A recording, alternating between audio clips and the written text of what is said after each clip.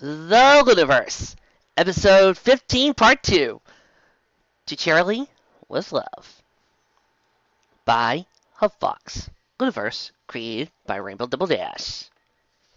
To Cheerilee with Love. First chapter. Sweetie Belle stood in front of her workbench at the carousel boutique. It was her workbench because her big sister, Rarity, had generously allowed her to use it for her very important crafts project. Rarity herself was hard at work on the other side of the room, her mouth full of pins as she labored over an elaborate dress that somepony needed for Hearts and Hooves Day, which was tomorrow. Sweetie Belle's bench was surrounded by a no pony's land of clear space, so that no stray paint of glue or misplaced hoof could disrupt Rarity's work. The unicorn's filly was a mask of concentration as she laboriously copied lines of script from the calligraphy book propped open on the bench. This project was far too important to be marred by her usual sloppy hot-mouth writing. The bench was already covered with rough drafts of the project, and now she was working on the finished product. "Hey, Mary," she said, once her current line of script was finished, and set down her quill. "Could I have a few more of those baby blue sapphires?" "Why, of course, Sweetie Belle," replied Rarity, levitating 3 small blue gems across the floor towards her sister. "I'm glad to see you taking your work so seriously. I'm very sure your special somebody is going to love it." "Mary," whined Sweetie Belle, ducking her head to higher plus. "I told you, this isn't for a very special somepony." The older unicorn just chuckled as she turned her attention to her work. "Of course not, sweetie. You're just working on a very important cat project that you won't even let me see, on the night before Hearts and Hooves Day. At any rate, I shan't distract you any further. You must create!" Although Sweetie Belle would never admit to it, Rarity was right. This was a labor of love for a very special pony indeed. The smartest, kindest, most beautiful pony in the whole world. The pony who worked tirelessly to prepare her and her friends for life and the world around them. The pony who brought her laughter into school every day. The very pony, in fact, who had come to her rescue when the monstrous Queen Corona had kidnapped her and dragged her into the Everfree Forest as a hostage. The pony whom, if all went according to plan, she would grow up and marry one day. Carefully, ever so carefully, she wrote the final description on her project. The most perfect Hearts and Hooves Day in the history of Hearts and Hooves Day. She dared not sign her name, of course. If any pony else found the card, it was essential that no pony knew who had written it. Sweetie Belle was confident, though, that the intended recipient would know that it was from her. After all, they already shared such a powerful connection, didn't they? Of course they did. So this simple inscription would be more than enough. "To Cheerilee with Love." It's so lovely and so big. Cheerilee looked over the huge card that her entire class had made for her. It looked like the entire contents of an arts and crafts store had gone into production. It positively shone with glitter, and was covered with lace, bows, and paint horseshoe prints. She had to admit that while her students had clearly gone overboard, and had taken apple bloom, twist, and scootaloo just to carry the thing into the classroom, it was actually rather tasteful, with a pleasing balance of warm colors. Apple Bloom managed to nail the end of the card to the side wall of the classroom, while the other students took their places. Cheerilee was soon able to take her mind off the glittering monstrosity to concentrate on teaching her class. Once the lunch bell rang and the classroom was empty again, though, she knew she needed to think about the other card. This one had been slipped into her desk drawer before she arrived at school, or possibly the previous night. This was no simple gesture of affection from her students, though. The fancy calligraphy, the intricate shading, the high-quality paper, and tiny blue sapphires all pointed to a much more serious suitor, as did the inscription. Who could have sent this card? And why would they have left it at her desk? Perhaps one of her students had delivered it on behalf of a single parent or older sister. Did she do? No, probably not. Dizzy was hardly prone to bashfulness when it came to her personal relationships, and Cheerilee was quite certain that Dizzy had her hands full with her daughter, her job, and friends as it was. The card felt odd in her hooves. Carefully, checking that no pony was watching her, she lured her mouth to one corner of the card and hit off a tiny scrap. It was clearly a high-quality paper, lightly satin with jasmine, the kind of paper used by professional caterers and design houses for very important events. And then one of the gems. Cheerilee only knew one pony with ready access to baby blue sapphires, who regularly made use of high-quality paper, and would put such high effort into her calligraphy. Rarity wants to be my very special somepony? Cheerilee and Rarity never really seen eye to eye. Teaching the younger generation was Cheerilee's life after all, whereas Rarity went out of her way to avoid dealing with foals other than her little sister. But, on the other hand, Cheerilee had to admire Rarity's dedication to her art, and there was no denying that the unicorn mare was beautiful. There was certainly no denying it had been quite some time since Cheerilee had even had a special somepony. As the class filled in for the afternoon lessons, Cheerilee nodded quietly to herself.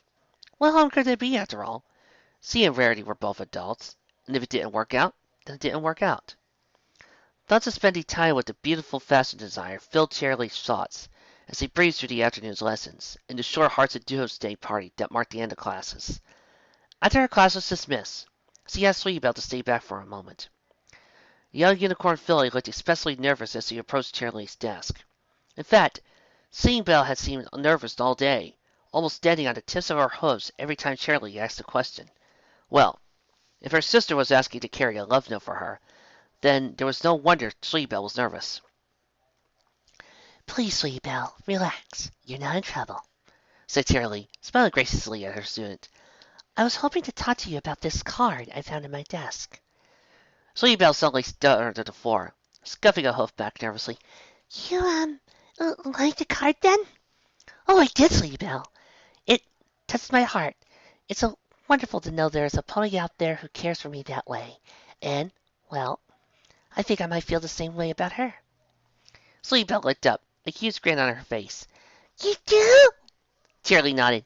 I do. Now, without naming who this special somepony is, would I be right to think she'll be waiting for me at the Carousel Boutique tonight? Sweetie Belle nodded, dancing on her hooves in excitement. Yes, she will! Oh, this is the best Hearts and Hooves day ever! I'll go and get everything ready.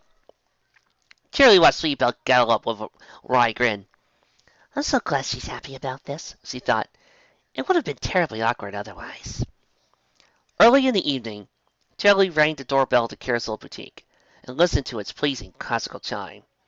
She had a bouquet of Roselec's best roses tucked in her saddlebags, and she was wearing a dark purple dress and saddle blanket that was just a shade darker than her coat. No sense in overdressing for a first date, after all. To Cheerilee's surprise, Sweetie Belle answered the door. Hello, Sweetie Belle, Cheerilee greeted her. The unicorn filly was all dressed up, too, in a dark blue dress that matched the hairpin pinning back her mane. Cheerilee, you came! Squeaked Sweetie Belle. I can't believe it! Well, of course I came, said Cheerilee. I wouldn't dream of being late to my first date with my very special somepony. Sweetie Belle was still jumping up and down in the doorway, so Cheerilee edged around her carefully. Speaking of whom, where is your sister? My sister? Said Sweetie Belle, sounding confused. I guess she's still in the kitchen, making dinner. Rarity is cooking? Oh, how romantic! Cheerilee took the bouquet of roses from her saddlebags and drew one out, passing it to Sweetie Belle. Here, Sweetie Belle, you should have one rose. You've done such a lovely job of setting all this up. Sweetie Belle mumbled something non-committal as she took the rose, holding it carefully. At that moment, Rarity trotted out into the kitchen, levitating a small saucepan and wooden spoon behind her. I'm so sorry I'm a little behind schedule with the cheese sauce. Oh, hello, Charlie, she said, evidently surprised to see her teacher. Cheerilee decided to press ahead with her plan, regardless of any odd reaction from Rarity. Oh, hello, Rarity, she said, putting just a little bit of a romantic purr into her voice. These are for you. She balanced the bouquet on one leg, outstretched towards Rarity. For me? How delightful! Rarity picked up a decorative vase with her magic and placed the roses in them on the center of the dining table. I must admit, though, I wasn't expecting to see you tonight. I thought we'd be entertaining one of Sweetie Belle's little friends. You did? Asked Cheerilee, perplexed. But after you wrote me that Hearts and Hooves Day card, I thought... I didn't write you a card, Rarity said. I didn't write any cards at all this year. It was Sweetie Belle who... Slowly, both adults turned their gazes towards Sweetie Belle, who had been backing away to pair, still cradling her precious rose. Sweetie Belle, said Rarity calmly, did you make that card and give it to Miss Cheerilee? The filly nodded, casting her gaze down. You should know better than to meddle in adults' relationships, sweetie. You know I'm very choosy when it comes to my very special someponies, and I'm sure Miss Cheerilee is too.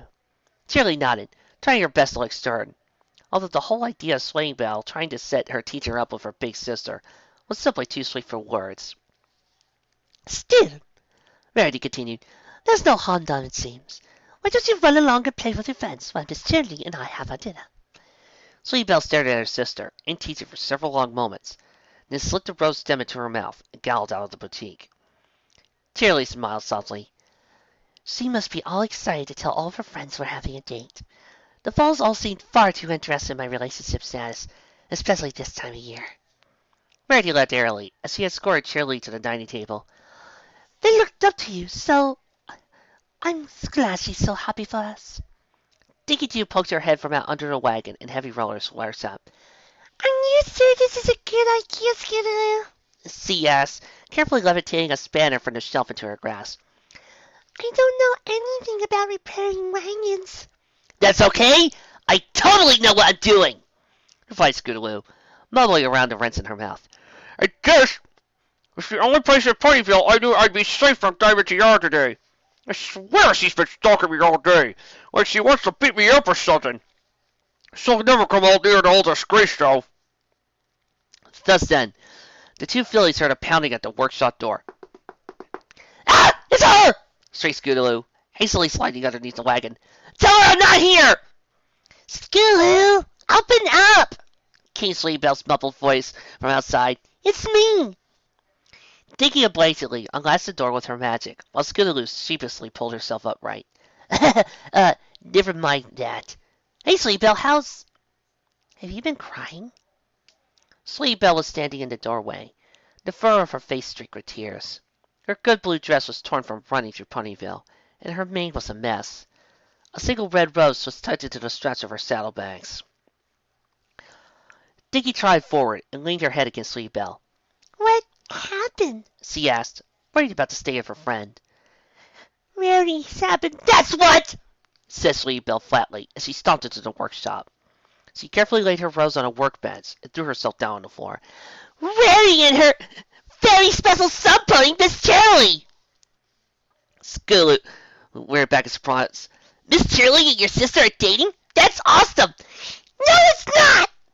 Squeaked Sweet Belle. Rarity is supposed to be with Prince Blueblood. She told me so herself. It's only a matter of time before she gets to him.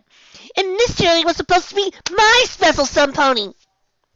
Several moments filled the workshop, punctuated only by the sound of a spanner escaping Dinky's magical grip and falling to the floor.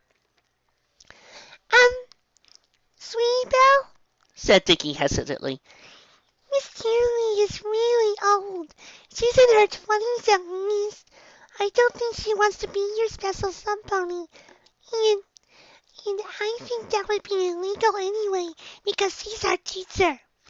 I don't care! Cried Sweet Belle, burying her face in the fetlocks. Scootaloo lay down next to her and tried to comfort her by pressing herself against her flank. I'm old enough to know what I want, and I want to marry Miss Cheerilee. She's the most perfect pony in all of Equestria. She rescued us with the Queen, Dinky, and your dad too, Scootaloo. She's smart and beautiful and can make everybody laugh, and I don't want any pony in the house. Dinky carefully ran her teeth through Sweet Belle's mane, trying to clear the tangles and burrs, while Scootaloo allowed the white filly to cry into her lap. Guess there's only one thing we can do then, said Scootaloo, after letting Sweet Belle cry for a few minutes. You're right, said Dinky, brightening up a little. I'm going to ask my mama for advice. She'll know just what to do. Scootaloo glared at Dinky. No! I meant we come up with a zany scheme to break Rarity and Miss Cheerilee up. Break them up? Said Dinky. But that would be mean. What if they're really happy together and they're meant for each other? Sweet Belle drew herself upright. We'll try it your way, Dinky, she said, sniffling. Just don't tell your mom what you're asking about me, all right? And do you promise you'll help us get a zany scheme if your mom can't help me? Dinky hesitated. Scootaloo's schemes were legendary around the folds of Ponyville, and the most innocuous of them usually ended up with some pony covered in tree sap. But on the other hoof, Dinky hadn't seen Sleepy this upset since their ordeal with Queen Corona, as he just couldn't let her friend be miserable. I promise, She said firmly, waving her front legs and applying a hoof to her eyelid. Cross my heart and help the fly, stick a cookie in my eye. I'll go talk to Mama if she can fix this. I'm with Skiddly. The next morning, Dizzy Doo was grazing on a bowl of cereal as he scanned the Ponyville Express, in preparation for another day delivering mail. Her daughter was probably packing her saddlebags for school, but she felt a gentle tugging at her tail as she ate. Mama, Said Dinky Doo, looking up at her mother. do you think I can get your help with a problem? Huh? Sure thing, Muffin. What's up? Dizzy continued, browsing her newspaper, listening to her daughter with one ear. Most of Dinky's problems were about misplaced items or difficult homework assignments, so Dizzy was pretty confident about being able to solve this one without taking her nose out of her breakfast. Well, it's kind of a Hearts and Hooves day sort of problem. Dizzy carefully pushed her bowl away from her face, suddenly giving her full attention to the unicorn filly next to her. Go on, sweetheart, she said, her mind racing. Was Dinky really growing up that quickly? She knew some of the Skullfuls were having crushes on each other, but Dinky had always been the most sensible pony in class. Dinky suddenly grew bashful, scraping the floor with one hoof. Well, I have this friend at school. It seems kind of has a crush on somepony. Dizzy's heart almost melted at the look on her Dinky's face. This friend was almost certainly an adorable purple unicorn filly, she thought with a quiet grin. Who could her Muffin be interested in? Dizzy was generally happy with the quality of foals in Dinky's class. Granted, Filthy Rich's daughter could be very aggressive and mean, and Heavy Roller's daughter was awfully reckless, and Raindrop's little brother left a lot to be desired in personal hygiene. But, in general, Dizzy trusted Dinky not to give her precious little heart to some pony who didn't deserve it. That's so cute, honey, said Dizzy, smiling happily to her daughter. So, who's the lucky pony that your friend is interested in? Dinky, Dizzy, you should know, Dinky is interested in a little pinto colt about just the same size as her and has a Trottingham accent. Dinky chewed awkwardly on her lower lip for a few moments before she managed to meet her mother's gaze. Well, she's kind of, an adult, her teacher. The temperature in the room seemed to drop sharply, and the conversation suddenly stopped being at all cute. Teacher, Dizzy said flatly. She brought both eyes to focus on Dinky with a supreme effort of will. your friend has a crush on a teacher? Dinky tried to sink to the floor beneath her mother's penetrating gaze. Yes, She squeaked nervously. She's a really great teacher. She's brave and generous and really talented and knows so much. But I don't think it'll ever work the way my friend wants it to. And the teacher might be dating somebody else anyway. So I just don't know what to do. What should I do, Mama? Dizzy sighed and brushed her hoof against her daughter's mane. She definitely hadn't seen this coming. With the amount of time Dinky spent around Dizzy's friends, the other elements of harmony, it was really no wonder she developed a crush on Cheerilee. The eldest practically treated her with the dignity of an adult, and, well, Dizzy was no stranger to how that could influence a filly's feelings. Listen, Muffin, the best thing your friend could do is just try to forget about this crush of hers. Relationships with much older ponies just end badly. I told you all about that. And you're just too young for a serious relationship anyway. You and your friends should remember to enjoy your foalhood while you still can. Now, pack your things, or you'll be late for school. Dinky nodded sadly. I guess that's all she can do, Mama. I love you. Love you too, Muffin. Dizzy kissed her daughter on the forehead, then ushered her out the door. When she saw Dinky was on her way to the schoolhouse, Dizzy started pacing around the apartment. She couldn't really blame Cheerilee for Dinky having a crush on her, could she? Cheerilee engaged her students on a very personal level, but at the same time, she was very professional.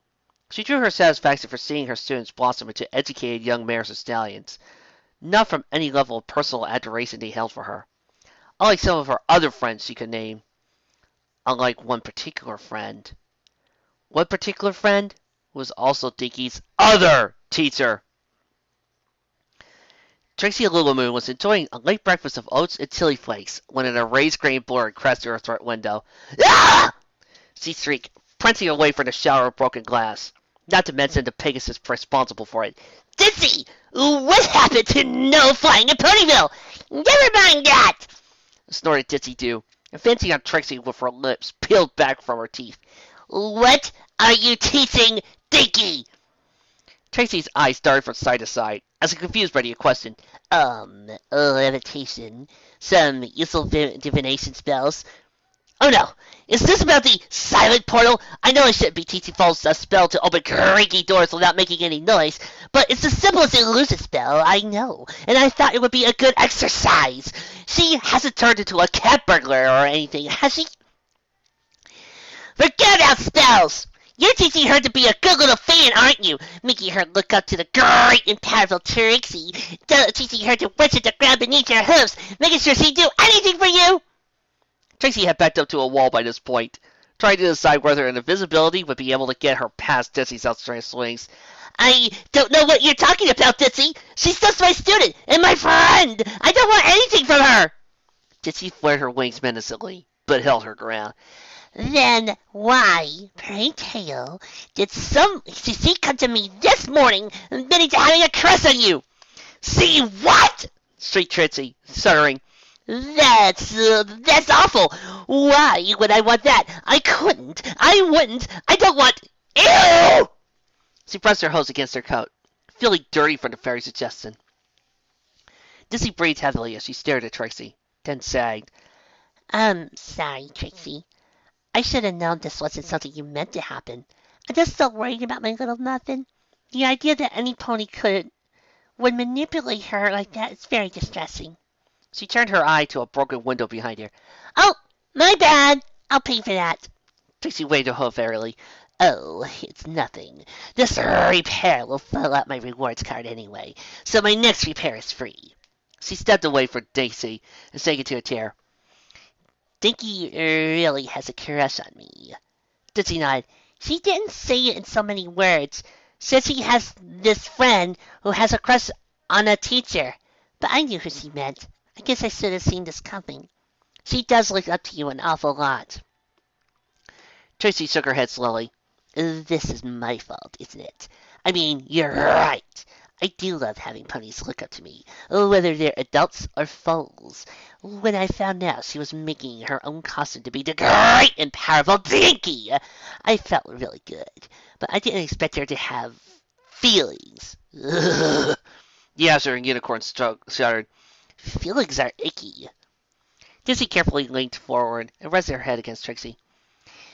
We all look up to you, Trixie, in our own ways. And so does Dinky. And that's okay. I think you're a good role model for her. Mostly. Look, maybe you can just be a little more professional with her. Do you hear the way your teachers at Princess Luna's school treated you? She'll appreciate being treated like an adult. It might help give you two some distance. Not that I don't want you two to be friends, just we need to fix this. Trixie nodded sullenly. I'm sorry. We will fix this. I'll make this right, I promise. I know you will, Trixie, said Ditsy. I should get back to my rounds. I'm awfully sorry about all the shouting. And the window. We'll talk later, okay? The great and powerful Trixie sat at her desk, alone with her thoughts and her very special somepony, Mr. Bourbon. Occasionally, the sounds of passers-by drifted through the broken window at the front of her house, but she tuned them out of her attention. Dinky has a crush on me. How could this happen? She should have seen the signs. Dinky was always so excited whenever Ditsy dropped her off for her magic lessons, and so eager to learn everything Trixie had to offer. Whether it was a complicated magical theory, or the light-hearted showmanship that came with being on a stage musician, Dinky drank it all in with those bright yellow eyes of hers. The great and powerful Dinky was shaping up to be a truly talented magician, and Trixie couldn't be happier about that. That was the trouble. Trixie wanted ponies to look up to her, to stop their hopes and applause when she came on stage, to shout about how great and powerful she was. And among the foes of Ponyville, she had that. Raindrop's little brother, Snails, took every opportunity to see her perform magic, and oh no, not him too. Why did I have to be so magnificent? It's a curse! What could she do about it? She could easily hurt the poor fillies if she wasn't careful. She didn't want Dinky to think she'd done anything wrong. Why, who wouldn't fall for a beautiful, brilliant, magical prodigy like herself? Nope! I had to stop thinking like that! Trixie hugged her head dejectedly. She had to say something to Dinky, but what? Hey, Trixie! What's got you so down early this morning? Trixie looked up at the sound of the bubbly, energetic voice coming in through her window aperture. Her friend Lyra Heartstrings had stepped inside and was approaching her with a wide grin, though with one tinge of concern. It's a long story, Lyra, said Trixie, levitating a second chair for Lyra. Have you got time for it? Lyra made as if to check her watch, then shrugged. I'll make time. Let me guess. Hearts and Hooves Day's problems from yesterday? Trixie nodded sadly. Got it one. You see, Lyra waved patiently, as Trixie trailed off mid-sentence. Trixie tried again. That is, I just found out that. I can't talk about this. Just too awful. Lyra's horn lit up as he poured 2 glasses of bourbon, placing one in front of Trixie. Come on, buddy, she said encouragingly. Whatever it is, you can tell me about it.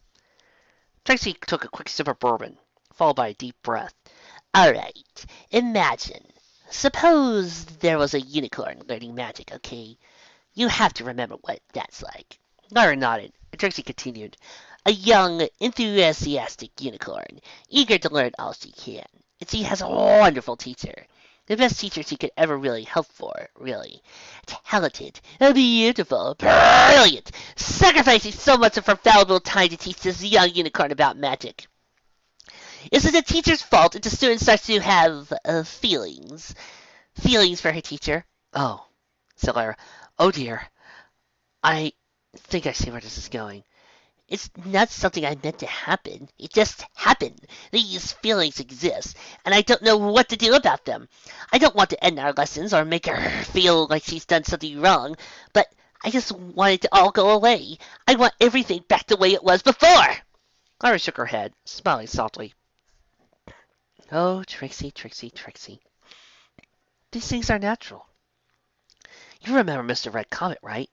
Our old conjuration teacher? How the class had crushes on him, and it was fine. It's just something you have to live with and get over.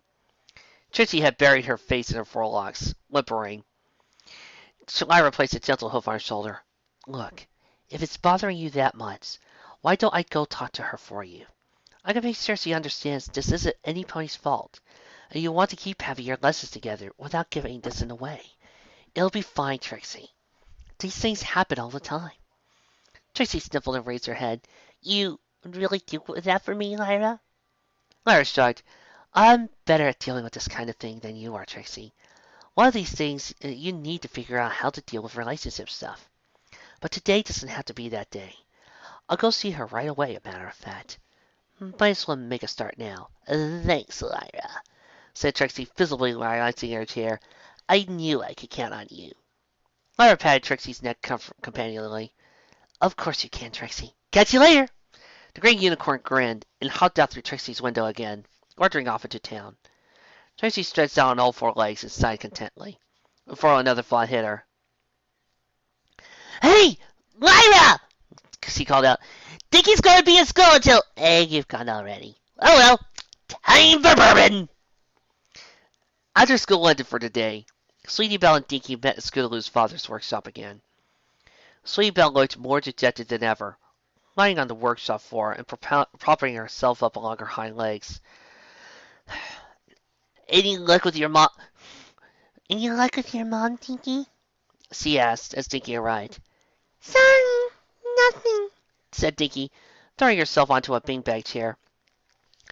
All she did was say that you should forget about Miss Cheerilee and move on. I really thought she'd be more helpful. Oh, I can't forget about her, whined Sweetie Belle. I have to see her at school every day. You so happy she looked. Yeah, says Gulu, poking idly at a wagon wheel. Isn't that a good thing? She's happy because she's thinking about my sister. She's probably planning romantic walks in the park, moonlit picnics, evenings listening to Rarity sing for her. She should be doing those things with me, not her. Scootaloo and Dinky exchanged a worried glance. I'm starting to think Miss Dew is right, sweetie Belle, said Scootaloo slowly.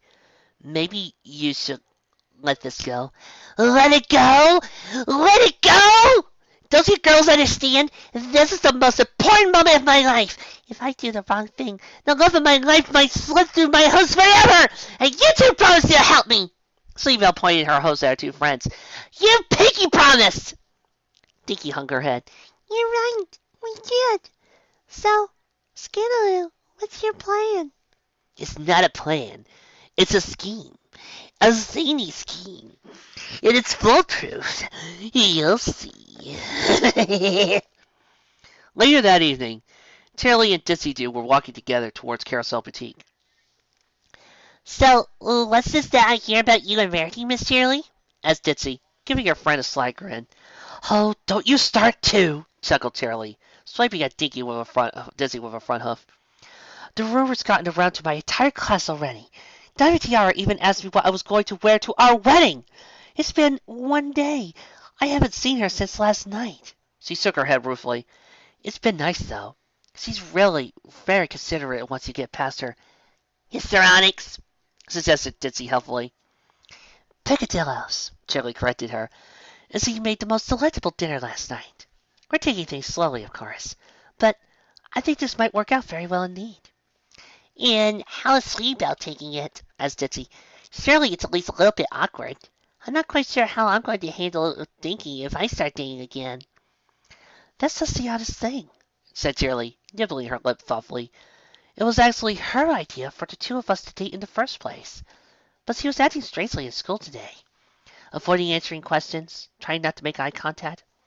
She must have been the only pony who didn't want to know about me and Rarity. I hope it doesn't become a problem.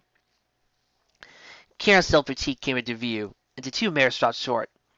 A pony wearing a large poncho, in spite of the clear weather, was leaning against the side window, apparently talking to Rarity, at least judging by the large visible sun hat in the window. The stranger was mostly concealed by the poncho, but a rainbow mane and tail peeked from the other end. Oh, a rainbow doll, darling! Came a voice from under the sun hat. It sounded like Rarity's lilting tone, but her accent was even more exaggerated, and obviously affected than it usually was. You mustn't come see me like this. If Miss Cheerilee found out about us, it would be the worst possible thing. Ah, don't you worry about that, said the pony in the poncho, speaking with an awfully squeaky voice for an adult. I'm totally 20% cooler than Miss Cheerilee. If she sold out, I'd be out here in 10 seconds flat. Cheerilee simply stood by and looked skeptical. But Ditsy Doo marched right up to Rainbow Dash and whisked the poncho away with her jaws, revealing Scootaloo standing on Dinky's back. The new Rainbow Dash, I presume, she said, raising an eyebrow. Mama, said Dinky, panicking for long enough for Scootaloo to fall unceremoniously off her back. I can explain. Really, Dinky? You can explain why you're wearing a fake tail and helping Scootaloo pretend to be Rainbow Dash? I'm all ears, Muffin. The figure inside her window threw off her hat, revealing herself as Sleebell. Please don't blame them, Miss Dew. It was my idea, and they promised that, and Peggy promised that they would help me. Help you with what, girls? Asked Cheerilee, stepping forward. Is this another one of Scootaloo's zany schemes? I would like to know what is going on as well, said Rarity, walking into view inside the boutique. What's all this commotion about? She picked up the hat and eyed her sister. Are you trying to impersonate me, Sweetie Belle? Sweetie Belle looked at the floor guiltily. Yes, sis, she mumbled. I wanted Miss Cheerilee to think that you were seeing Rainbow Dash behind her back, so she wouldn't want you to be her special somepony anymore. I'm really sorry. Please don't be mad. Cheerilee exchanged a look with Rarity, then put a hoof on Sweetie Belle's shoulder. We're not mad, dear, I promise. But why? I thought you wanted us to date. Isn't that why you got me my card? Sweetie Belle shook her head. I didn't mean for you to think it was from Rarity. I wanted to find a way to tell you how I feel. A way to thank you for all the amazing things you taught us. For being such a good teacher. A good friend. The white unicorn filly took a couple of steps backwards into the boutique, standing on Verity's modeling stage. She took a deep breath and began to sing. A friend who taught me right from wrong. We grown strong. That's a lot to learn. What could I give you in return? If you wanted the moon, I would make a star. But I would rather let you give my heart to Cheerilee with love. Sweet Belle ran back to the window and threw her front legs around Cheerilee's neck, hugging her tightly. I love you, Miss Cheerilee. She said, looking at her with wide, honest eyes. Please say you'll let me be your special somepony. Cheerilee hugged her student back, then very carefully deposited her on the ground. So, that's what this is all about, she thought. They warned me about this at Teachers College, but I never thought it would happen. Think, Cheerilee, you had crushes when you were her age. You're her teacher. You must have some advice for her. Oh, sweet Belle, She began, looking the filly straight in the eye. You can't just give your heart away to the first pony who's nice to you, no matter how perfect you think that pony is. I'm not perfect. I'm just like every pony else. This isn't love. It's a crush. A fancy you make up about another pony the way you want her to be. And that's not the truth. You want to know what truth is? It's the mother and father who welcome you home from school every day. And it's the sister you're mad at right now. The same sister who's going to read you a bedtime story and tuck you into night. That's the truth. That's love. Sweet Belle blinked several times, then slowly nodded her head. Okay. I'm sorry I got so crazy about the special somepony thing. You're the best teacher in Equestria, Miss Cheerilee. She pressed herself against one of Cheerilee's legs, and was quickly joined by Dinky, and then Scootaloo after she finished panking and wrenching gestures. Perhaps this wasn't such a good idea after all, Miss Cheerilee, said Rarity, patting her little sister's mane gently. You bring Sweetie Belle's teacher will only complicate matters. I think you're right, Rarity, said Cheerilee. It's been good to get you to know better, though, and I would like to have dinner again sometime. And I owe you an apology, Dinky, said Ditsy too. When you said you had a friend who had a crush on a teacher, I thought you were talking about yourself. What? said Stinky, turning around to face her mother. Why would I do that? If I meant me, I said me. She blinked slowly. Wait a minute. Who do you think I had a crush on? Ditsy's eyes wandered off in different directions, neither of them looking at Dinky. Trixie! She mumbled. I'm so sorry, Muffin. And I owe Trixie another apology, too. I don't think any harm was done, though.